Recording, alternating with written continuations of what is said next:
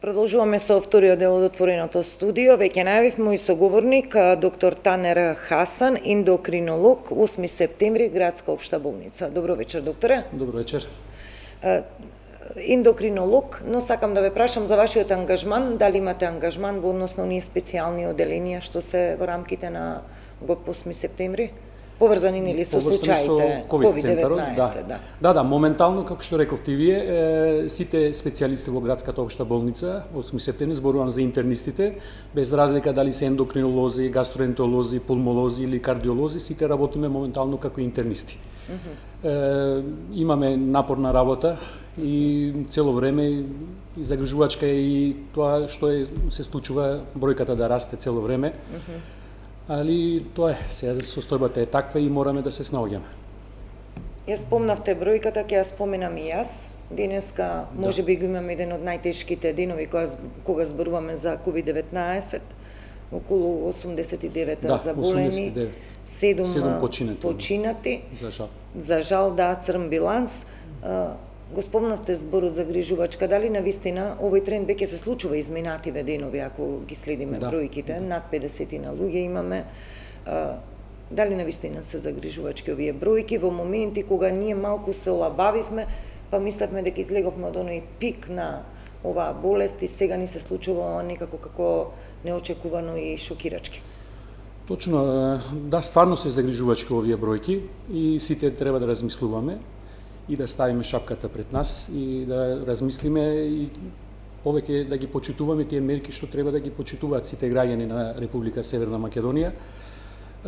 Постојано бројката расте, меѓутоа знаеме дека овие бројки вчера, денес, овие последни на 2-3 дена што се на подем се бројки од претходната недела на тие пациенти што се заразиле се додека траеше рестриктивниот период, односно се додека траеше овие мерки за предпазливост. Меѓутоа, после олабувањето на меркиве, ќе видиме наредниот период од следната недела натаму, ќе видиме дали ќе има постојан раст на бројката. Меѓутоа, ова е стварно загрижувачки период и за нас, докториве, и за целата Македонија, затоа што цело време ние веќе 3 месеци постојано работиме на оваа тема и скоро цела наша болница моментално е ангажирана само за пациентиве што се сомнителни на коронавирус и што имаат позитивни тестови, односно диагностицирани со коронавирус. И затоа цело време имаме проблеми. Имаме и тие проблеми постојано растат. Како се зголемува бројката, така има и проблемите полека растат. Несомнено имам прашања за состојбата конкретно во 8 септември, но сакам малку во овој дел да остана, со прашањата со темата да останам. Велите вие и министерот Филипче, го слушнавме на денешната пресконференција, вели овие бројки практично се последица на нашиот однос во ситуација кога се уште на сила ние имавме полициски час и на сила беа сите можни рестрикции. Па моето прашање од тука ќе биде дали покажавме ни еден ноншалантен и неодговорен однос кон целата приказна и што може институциите во таа приказна да не спречат. Кој потврли во оваа приказна? Дали покажавме дека ние не ја свативме сериозно тежината на оваа непозната болест? Да, што се однесува до народот, тоа чувствуваме ние и во секојдневната пракса, пошто секојдневно имаме контакт со тие пациенти, со нивните фамилии и исто така и во секојдневниот живот нашиот, вон работното време. Приметуваме, лично јас приметувам дека еден дел, можда и голем дел од народот, се уште не е свесен за каква сериозна работа се работи. Како го манифестира докторе тоа кога велите не е свесен? Не сакаат да се тестираат, не се заштитуваат со маски, си правиме групни славења, се собираме по викендици, по вечери, по верски празници. Како ја манифестираме таа несериозност која што еве велите и вие ја препознавате? Да. Делот овие, зборувам за луѓево, за граѓаниве наши, делот нив уште не сваќаат дека се работи за сериозна работа и за сериозен вирус. Исто така делот нив уште не верува дека постои ваков вирус. Значи, за жал, тоа е најзагрижувачкиот фактор моментално, што делот овие пациенти и нивните фамилии се уште не веруваат дека има ваква зараза, дека ова е фатална зараза, ако може да засегне еден дел од луѓето да завршат фатално, иако таа процентуално е многу, за среќа е многу мала бројка, али може да заврши фатално. Исто така во однос на носење маски, тоа приметувам и во Скопје, исто така кај нас во Гостивар, скоро 90% од граѓаните, посебно зборувам за Полошкиот регион, Гостивар, Тетово, се уште не носат маски кога излегуваат надвор од своите домови. За ракавици, за заштитни средства, дезинфекциенци, тоа да не зборувам. Само за маски, тоа е посебно што треба најповеќе да се внимава за маскиве. Никој се уште не носи маска. Знаеме дека сите податоци и стручни и податоците што ги добиваме од Министерството за здравство и од Светската здравствена организација кажуваат дека маската е единствената заштитна мерка што може да не заштити од вирус, самиот вирус. Значи, еден човек, јас само ако носам маска, можам да се заштитам 30% од вирусот. Меѓутоа, двајцата ние, ако носиме маски, значи 90% е таа стапка, одма 3 пати повеќе се зголемува процентот на заштитеност од самиот вирус. Меѓутоа, за жал, луѓето уште тоа не го разбираат. После тоа, делот нив од овие пациенти, кога стануваат веќе пациенти, кога ја гледаат, кога ја чувствуваат стварно каква е оваа ситуација и со какви симптоми и со какви проблеми се справуваат после тоа тоа прифаќаат и нивните фамилии исто така прифаќаат оваа работа. Меѓутоа, најважната работа е што треба тоа да се направи, да се биде свесен и да се знае за што се работи претходно, пред да се заразиме, односно заштитните мерки да профункционираат. Меѓутоа, народот се уште да веруваме и да се надеваме дека во иднина веќе ќе имаме малку посвесен, покултурен и така разбирливи пациенти на клиентела, пошто стварно и ние веќе докторите што работат и на инфективна клиника и кај нас исто и на во другите градови кај што работат со оваа проблематика, веќе стварно сме исцрпени сите.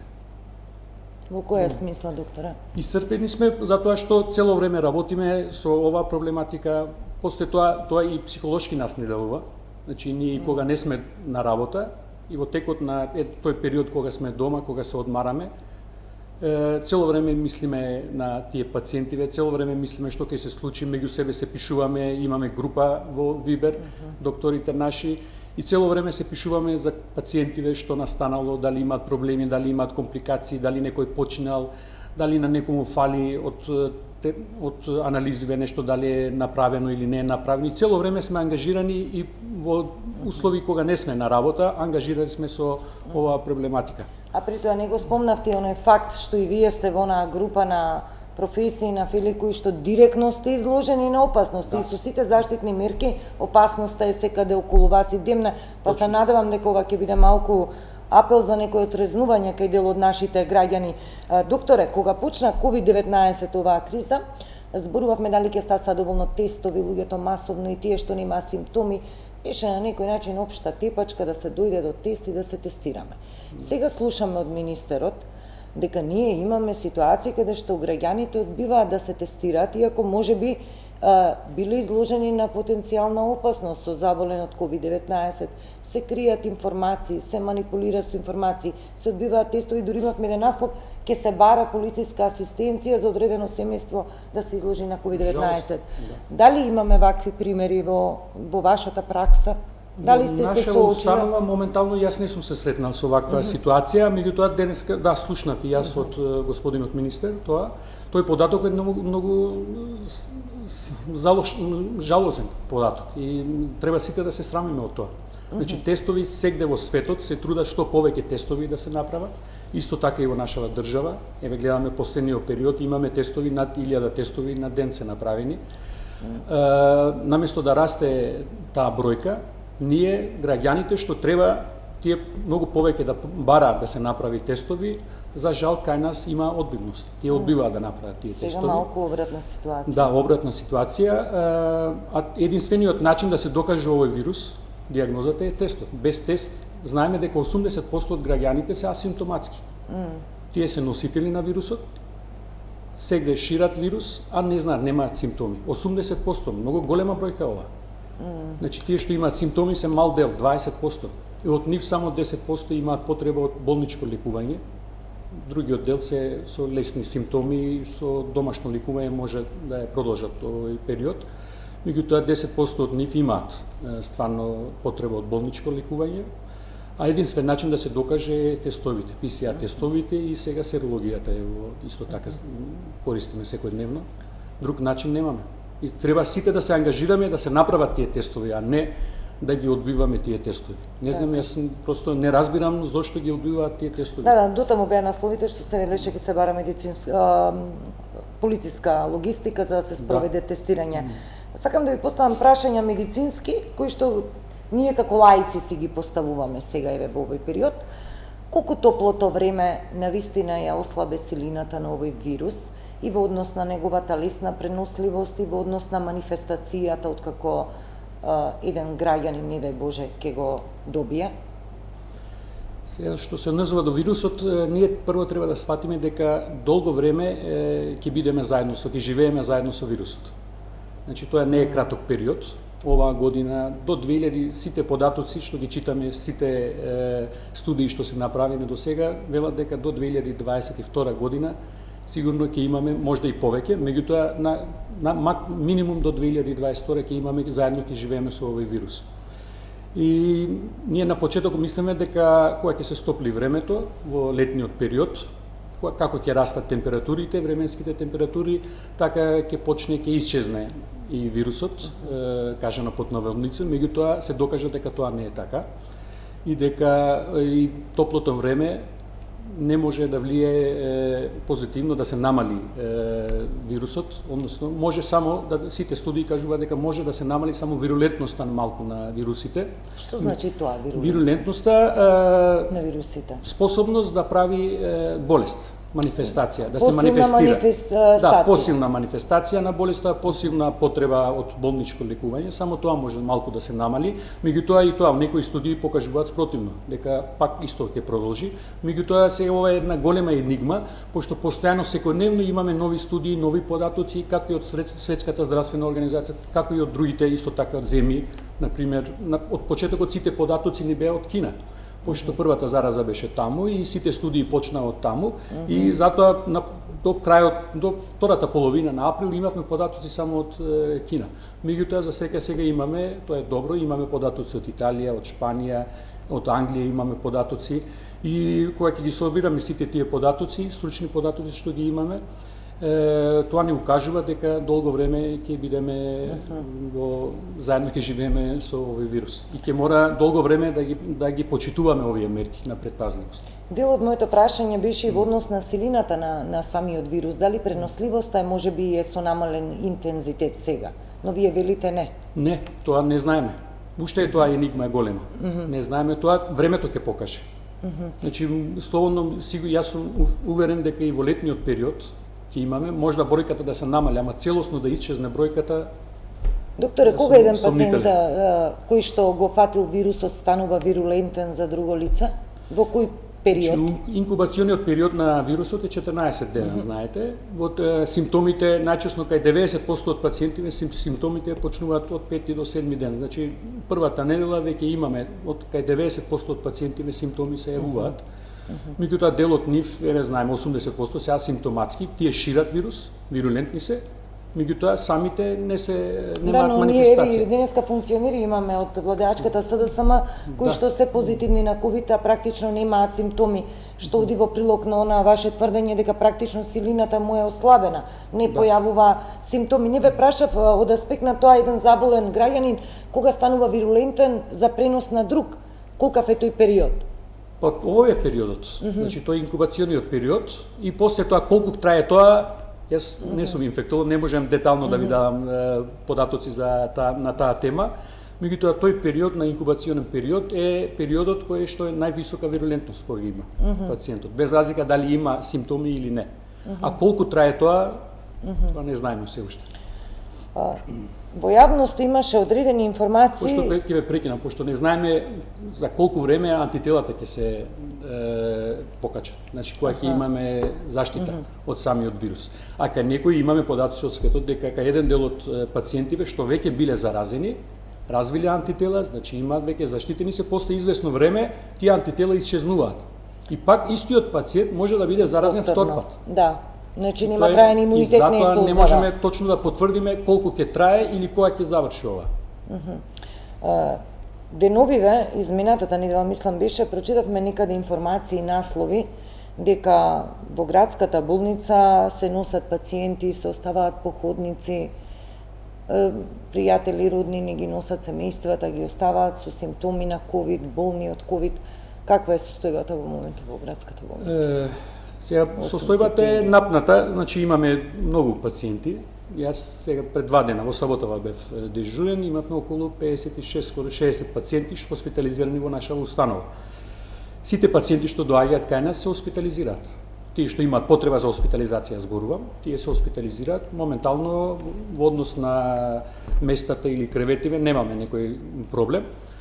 Дел од нив се сомнителни, ги хоспитализираме, имаат симптоми некакви што се слични на коронавирус, меѓутоа дел од нив тестовите се покажуваат, 2 теста се негативни. Откако се негативизираат, односно откако знаеме дека има 2 теста негативни, ги преместуваме во оддели кај што нема коронавирус, кај што чисти оддели зборуваме. Меѓутоа делот што се позитивни продолжуваме со нивната терапија. Во моментот колку пациенти има хоспитализирани со COVID-19 кај вас? Секојдневно се менува таа бројка, пошто секојдневно се прават нови тестови, нови резултати добиваме, отприлика имаме околу 20 на има со позитивни тестови. Со позитивни? Да, отприлика, не знам сега горе-доле може да се менува овие 2 дена, пошто помина, не знам. Денеска мислам делот починатите поголем дел се од 8 септември. 5 пациенти, мислам, за жал, починале во нашава установа и 20 од инфективна клиника. Да. Како што дознавме од институциите. На респиратори во покритична состојба, каква е состојбата со пациентите во 8 септември? На респиратори има. Ние знаете дека 20 пациенти до сега веќе ги спасивме, кои што беа на респиратор, после известно време се ослободија од респиратори и тоа е добро и за нашава болница и за нас многу емотивно така делувавме по тој период. Меѓутоа, за жал, голем дел од пациентиве што завршуваат на респиратор и тие се со многу интензивна манифестација, со мултиорганска инсуфициенција, тој краен стадиум на вирусот, на состојбата на пациентот, и тие завршуваат фатално, за жал, дел од нив. Меѓутоа, поголемиот дел од тие се од повозрастната популација и имаат и други коморбидитети. Тоа треба да се напомене дека не сите пациенти завршуваат на респиратор. Многу мал дел се, стварно се многу мал дел што имаат потреба од респиратор. И голем дел од нив имаат коморбидитети како што е диабетес, кардиоваскуларни проблеми, проблеми со хипертензија, проблеми со бубрези. И скоро сите што завршуваат фатално имаат 2 или 3 коморбидитети од овие што ги наброив сега. Пред неколку дена имаше најава дека практично 8 септември се планира да се ослободи како базичен центар за COVID-19 и да се изврши пренасочување кон инфективна, но сега вие ми говорите дека во саботата ми кажавте бројка 50-тина. Така беше испланирано и раководството на нашава болница така испланира и ние се спремавме веќе полека да се вратиме. Пак имавме еден дел што е наменето за овие пациенти, меѓутоа се спремавме да почнеме нормално да функционираат другите амбуланти, пошто моментално стварно другите амбуланти се уште не работат како што треба. Пациентиве што имаат потреба да дојдат за други проблеми, се уште не може да дојдат во нашава установа. Меѓутоа, како расте бројката, за сега остана. Тој план уште ќе видиме во наредниот период. Ако да се надеваме да се намали бројката и што побрзо да се ослободуваат другите простори и да имаме можност да ги прегледуваме другите наши пациенти редовни што доаѓаат, што треба да дојдат на контроли, што треба да се продолжи со нивните терапии. Ние продолжуваме сега, али немаме директен контакт со тие пациенти се уште. Да, тоа ќе биде моето последно прашање, дали ги запоставивме другите пациенти и дали ова ќе предизвика други болести и несакани последици. Ако ве прашам да сумирате за 8 септември капацитетите и како здравствени работници, и како ресурси внатре во оделенијата, во каква состојба се? Значи, оделенијата моментално се полни, тие што се одвоени за ковид пациентиве. Меѓутоа цело време имаме пациенти што се излекуваат, ги отпуштаме од болница, се ослободуваат кревети. Моментално немаме некој голем да чекаат пациенти да има потреба за хоспитализација во нашата болница, а да не го примаме. Нема таков пациент. Може да има потреба од респиратор или нешто друго во тој момент или истиот ден да немаме можност тоа да го, меѓутоа одма тоа го менаџираме или го префрлуваме на инфективна клиника, се договараме. Али 99% сите пациенти што доаѓаат, што имаат стварно потреба од болничко лекување, се хоспитализираат. До сега не сме имале никаков проблем. Се организираме меѓу нас, имаме доктори што дежураме, во шифтови се дежураме, во смени и сите сме ангажирани. Секојдневно 24 часа нон-стоп функционираме само за оваа проблематика. Но изминатите денови регистриравте сепак зголемен прилив и прием на... последниве 3-4 дена има. Наплив има на пациенти и за жал овој период дел од тие пациенти стварно фатално се со многу поизразити симптоми имаат и исто така имаат потреба одма за лекување со да бидат поврзани на респиратор, на механичка вентилација. И оваа бројка е последен период многу порасна бројот на смртност на пациентите за жал. Ваква ситуација во претходниот период скоро месец дена немавме толкава бројка. Овие пациенти што се носат, без разлика дали кај вас или на инфективната или можеби во болницата во Прилеп или Битола, не знам, карикирам, во оваа задоцната фаза, тоа се пациенти кои што практично навреме не се пријавиле и не се лекувале? Сигурно такви се, така можеме да претпоставиме, пошто не сме сигурни, немаме доказ, не можеме да го докажеме тоа. Меѓутоа и да се диагностицира пациентот на време, не знаеме како ќе се развива болеста и како ќе се одвива понатаму во наредниот период, после 2-3 недели, како ќе биде состојбата. Некои од пациентиве доаѓаат со тешка клиничка слика, хоспитализираме, после дадена терапија, укажувана медицинска помош, после известно време, недела дена, се стабилизираат, ги испишуваме. Дел од нив доаѓаат, мал дел се тие, за среќа, имаат лесна клиничка слика, меѓутоа во текот на престојот во болница, во текот на развојот на самата болест, завршуваат фатално. Може има и такви, али процентуално многу мала е таа бројка. Ако утешително звучи изјавата на министерот Филипче, денеска вели за овие нови 89 заболени, генерално се знаат кластерите кои се, значи е влезено во трага на потенцијални нови заразени на сегашните. Се посочени неколку општини, Скопски и Штип, мислам, како нови жаришта, тука е Тетово, Чаир, Газибаба, Бутел, кои високо котираат со растечки тренд на заболени. Ве прашувам, ако констатираме дека ова е последица на период во кој што имавме рестрикции, забрани, ограничување полициски час на крајот на криштата, што можеме да очекуваме во овие неколку дена од оваа недела, може би следната, откако го кинавме полицискиот час? Да. Какви трендови? Па, за тоа каже и господинот министер, значи ќе се разговара сигурно на таа тема во Комисијата за заразни болести. Ако има потреба, така рече и министерот, ја го слушнав, дека ако има потреба во одредени региони, кај што има поголем избор, кластерите кај што има поголема бројка, може пак да се воведе рестрикција, мерки на рестрикција. Тоа не знам како ќе се одвива, тие ќе одлучат за тоа, јас не сум компетентен на таа тема, меѓутоа би било ако и утре, заутре овие наредниот период, ако расте пак бројката и пак кластери се од истата таа територија, би било добро да се воведе во одредени региони полициски час пак. Бројките се застрашувачки и загрижувачки, но храбрува пак ја речам онаа изјава дека состојбата не е под контрола. Можеме ли да кажеме дека состојбата не е под контрола во овој момент? Уште е рано да се каже дека целосно е под контрола. Значи не можеме кога расте бројката, не можеме да речеме дека се е под контрола. Значи институциите се подготвени, тие се сите активни, сите работат како што треба. Тоа кај нив нема и во здравствениот персонал исто. Меѓутоа граѓаните како што се однесуваат, тоа покажува дека кај граѓаните се уште нема таа самоконтрола. Значи граѓаните треба да разберат дека тие се одговорни од своите постапки. На страна на оние проценки што би ги дала Комисијата за заразни болести, персонално и како медицинско лице ве прашувам, дали сметате дека можеби треба да се вратиме чекор назад во одредени делови од нашата држава, во одредени општини, па дури и делови од општини, повторно да се воведат рестрикции? Би било добро. Бидејќи ние го имавме случајот Дебар. Таму практично почна Да, се и да. видовме што значи тие месец, можеби и повеќе, Да, таму целосен имаше карантин. целосен карантин и после тоа веќе таму немаме долг период, немаме можда еден-два такви пациенти ако има. После тоа се заврши. Значи тој период на интензивно лекувани пациенти што доаѓаат интензивно посебно од регионот на Дебар, таа состојба веќе заврши. Меѓутоа би било добро сега пак ако расте, пак зборувам, значи ако Да, расте да видиме. бројката вака и ако комисијата одлучи дека треба да се направи, пошто таму тие се компетентни за оваа работа, моето лично мислење би било ако расте бројката во тие региони би било добро да се воведе полициски час.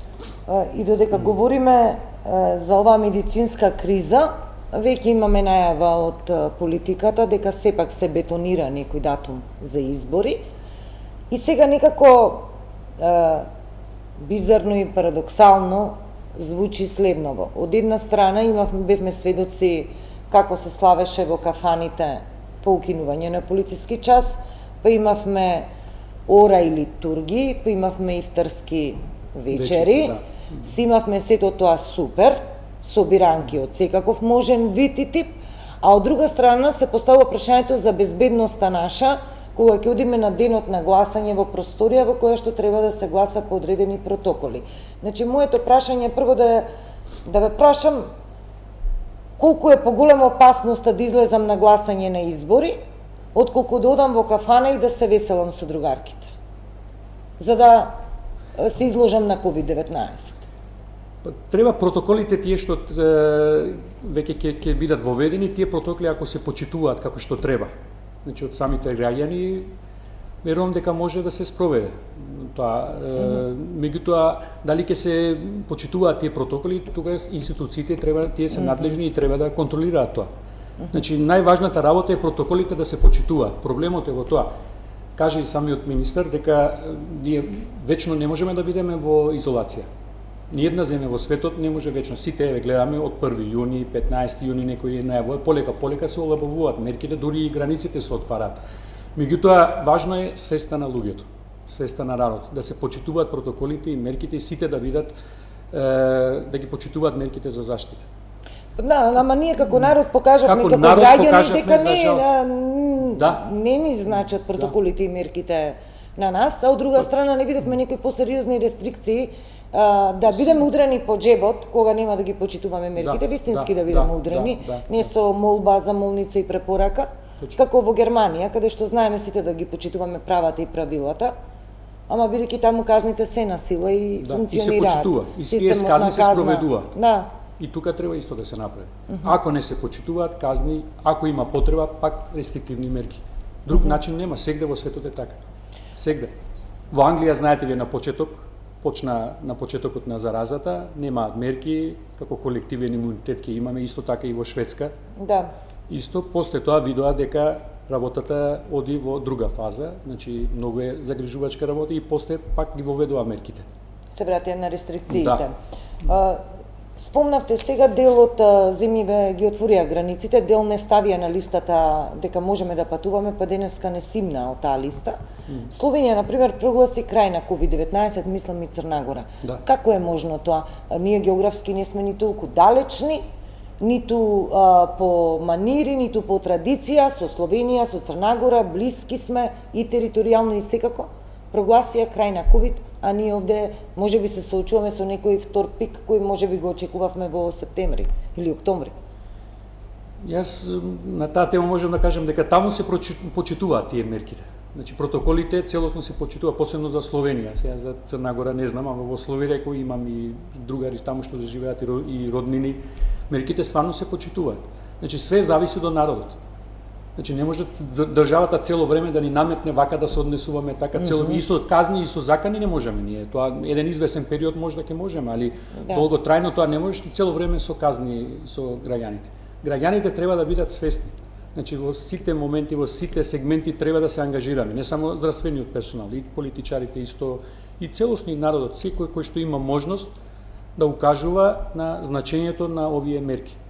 Иначе овие мерки не се донесени туку така, пошто сака некој X особа најве да се спроведат овие мерки. Овие мерките се за нашето здравје.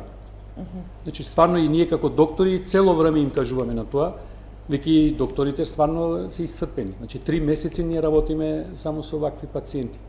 3 месеци не е малку. И уште ќе продолжи ова.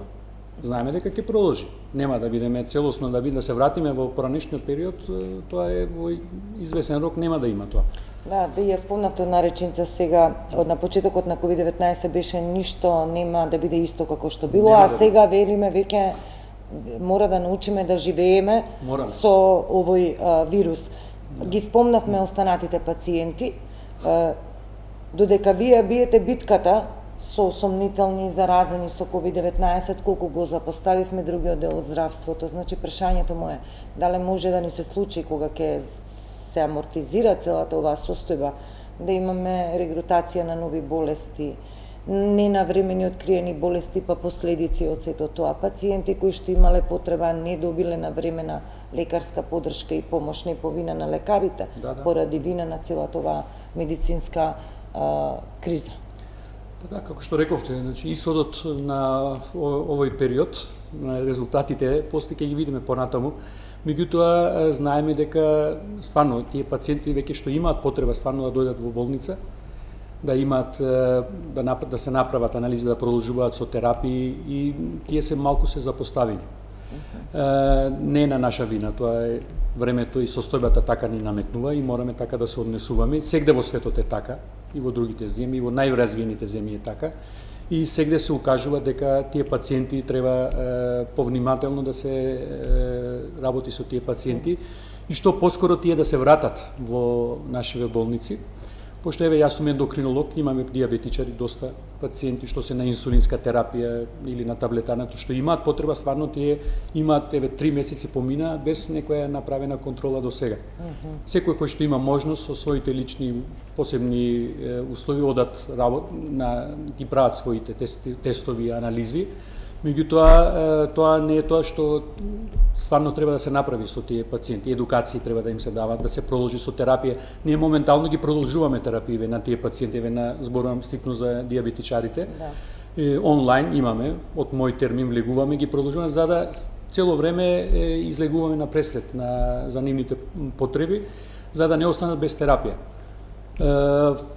Моментално не сме имаме проблем со пациентиве во однос на терапија или во однос на нивното лекување, инсулинско лекување, меѓутоа тие пациенти веќе треба да дојдат на нивни редовни контроли и да се види дали е дадената терапија, дали одговара, дали има ефект, дали треба нешто да се смени. Моментално во тој сегмент, во однос на потребата да се смени нешто во терапијава или да се направат додатни испитувања, во тој период, сега во овој период не можеме. Тоа е застанато. Посебно за повозрасната популација, тие што се над 65 годишна возраст, тие што беа повеќе дома во нивните домови, тие имаат намалена и физичката активност кај овие пациенти. Намалената физичка активност за диабетичарите пак конкретно зборувам, исто така лошо негативно делува врз нивното здравје. Нема активност. Сите тоа се фактори кои што дополнително тоа е еден ланец кој што делува кога едниот зинџер ќе се крши, полека сите ја детерминира здравствената состојба. Завршуваме со разговорот со моето последно прашање. Министерот Филипче повторно ќе го спомена од пресконференција, најави дека следните 2-3 дена ќе се следи состојбата како ќе се движиме со овие бројки околу заболени, па не е исклучено да се донесат дополнителни одлуки. Следува нов празник, тоа е христијански духов ден, во петокот повторно продолжен викенд, се шпекулира со полициски час на одредени делови од државата, но сакам да ве прашам, дали можеме да кажеме дека со овие бројки кои навистина сите не изненадија, влегуваме во некој втор пик кој што можеби го очекувавме на есен, и какви се вашите проценки медицински, што можеме како бројка, како тренд воопшто да очекуваме во деновите што се пред нас? Значи, треба да внимаваме пак овој период, како што рековте, и верските институции тие треба да внимаваат. Значи, во верските празници... Тие направија штета голема во изминатиот период. И зборам и за ИВЗ, и за МПЦ, исто, без аз треба малку по-совесно и малку по-логичко да постапуваат. Значи, не можеме да постапиме во овој период само со нашите емоции. Значи, мора разумно и логички мерки да се земаат. И пат и граѓаните треба да ги почитуваат. Значи, ако нема здравје, не останува ништо. Најважната работа е здравјето на човекот. Другото е све секундарно. Ако нема првото, нема ни второ, ни трето, ништо нема после тоа. И затоа треба тука да се фокусираме само на здравјето и тие мерките да се спроведат, пошто тие се битни за здравјето на нашите граѓани. Во наредниот период, кажав и на почеток и сега, значи ако се почитуваат мерките, тоа е немино, одма ќе се намали бројката. Не може да се нулира све, да заврши, меѓутоа драстично ќе се намали. Ние имавме еден период кога имавме секојдневно околу 9, 10, 12 пациенти негде, ама сега за жал еве тоа е исодот од непочитување на мерки. Денеска имаме 89, вчера имавме 60-тина, не знам. Саботата 30, да, 30-тина се зголеми. Пак 50-тина. Значи, оваа бројка ние ја немавме пред месец дена кога се спроведува овие меркиве. Да, ние имаме пак повторно се вративме на 600 активни. Дали ова е втор пик или не знаеме. Можда и уште сме во првиот пик. Уште не тој првиот бран не е завршен. Не знаеме. Али сите во светот сегде се очекува дека ќе има втор бран, дури се зборува и за трет бран дека ќе има. На есен сигурно ќе имаме, пак ќе се зголеми малку бројката, али све зависи од нас. Ни случајно ве прашав, бидејќи констатиравме дека ако овие бројки се во време, сега што ги имаме од време на рестрикции, потоа се олабавија мерките па се укина полицискиот час, дали сега укинатиот полициски час може да ни ја промени повторно сликата? Може да ни промени ако не ги почитуваме. Вака како што се гледа, не почитуваат луѓево. Буквално, значи зборувам во глобала, на одредени поединци не зборуваме, ама гледано од општ аспект, што гледаме ние од секојдневната пракса, секојдневниот живот, дека луѓето се уште не ги почитуваат. А ова ќе се одрази во наредниот период. Ако вака продолжи, ќе се одрази, ќе видиме од бројките. Ако луѓето не почитуваат, што може да направат здравствените власти? Како да не натераат да почитуваме? Освен казни, ништо друго. Нема. Значи, свеста ако не се подигне на народот, ништо. И казни ќе се воведат, пак добро, окей, еден известен период ќе делува. После тоа и тие ќе завршат. Значи, све зависи од нас, зборува. И од народот, граѓаните, здравствените, и сите заедно живееме. Ние сме лекари, дворкрет, работиме, меѓутоа во секојдневниот живот ние не сме, мораме да поставиме се како секој друг граѓан. Јас ако внимавам, мора да внимава и тој што е до мене. Јас се надевам дека ова како апел што го упативте и фактот дека 3 месеци како фела, како лекари, вие што сте во тој дел се борите безкомпромисно и со пациентите. Голем дел од нашиве здравствен персонал, зборувам и за лекариве, за сестриве, за средниот медицински кадар, за болничари, за сите. Еден дел од нив не се гледаат, се одвоени од нивните фамилии, од нивните деца, пошто имаат, се плашат да не ги заразат постарите или помладите, некои живеат сами во други станови, Значи, стварно е тешка ситуација. Значи, народот треба да разбере дека здравствениот персонал веќе е во крајна фаза и мора да имаат почит. Исто како што ние ги почитуваме нив. Се надевам дека овие зборови ќе допрат до оние што не гледа. Ние да се надеваме. Доктор Танер Хасан, ви благодарам за гостувањето во отвореното студио. Ви благодарам и јас за можноста. Вам, почитувани, ви благодарам за вниманието со кое не следевте цели 2 часа. Ги најавувам вечерните вести, од мене пријатно.